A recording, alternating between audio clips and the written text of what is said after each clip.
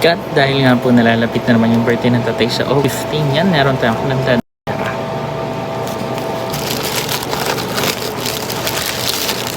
Yan.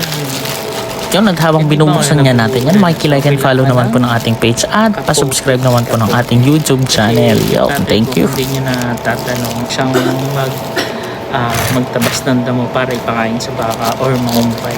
Yun yung tawag dito, mangumpay. Kapote. Tapos ito naman yung kasamang pantalon. Yan yung kasamang pantalon at saka ng pantalon. Bali itong pera. Yan, ito. Dito na lang natin lalagay sa pinakaloob.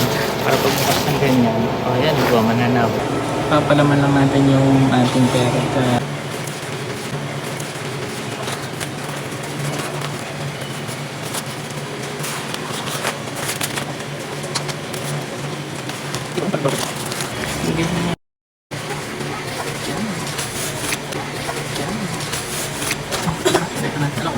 Good morning.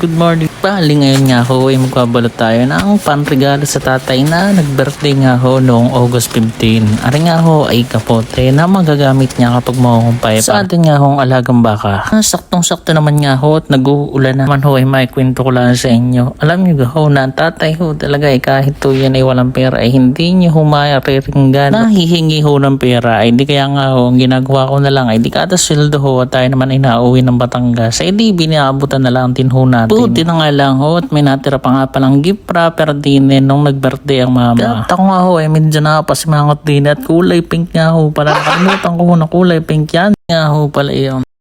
Kahit hinayaan ko na lang ho at gawa na ang importante naman ho ay yung laman ho talaga sa loob. Kaya ho sa lahat to na makakapanood to ng aking video ay siya pakamahalin ho natin ang ating mga magulang at bumawi ho tayo sa kanilang pagsasakripisyo habang kasama pa natin sila dahil napakaswerte natin at nagagawa pa natin ang mga ganitong bagay. Alam naman ho natin na napakabilis lang ho ng buhay kaya kailangan ho sulitin na natin habang malakas pa ho tayo. At malakas pa rin ang ating mga mahal sa buhay. At syempre hindi pa huli ang lahat. Hindi yung kung kailan wala na sila tsaka ka naman bibili at mag-e-effort ng mga mahaling bulaklak at kung ano-anong mga bagay.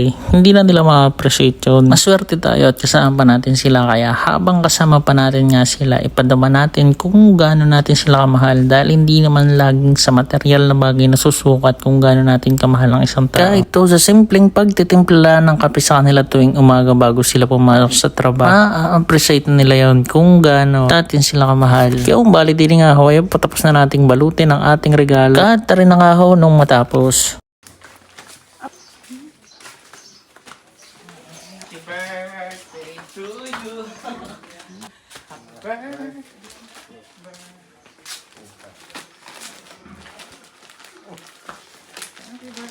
Ang na-expect ng tatay, laman lahat na yung pera. Hindi tatay, damit lang. Ay, kapote. O, akala pera ang laman. Baka akala pera. Nang, may laman yata. Yan ang dami pala. Oh my God, makikibahayan. Yan, dami ah. 1, 2, 3, 4, 5, ang dami ah. 6, 7, 8, 9, 10. Picture 1, 2.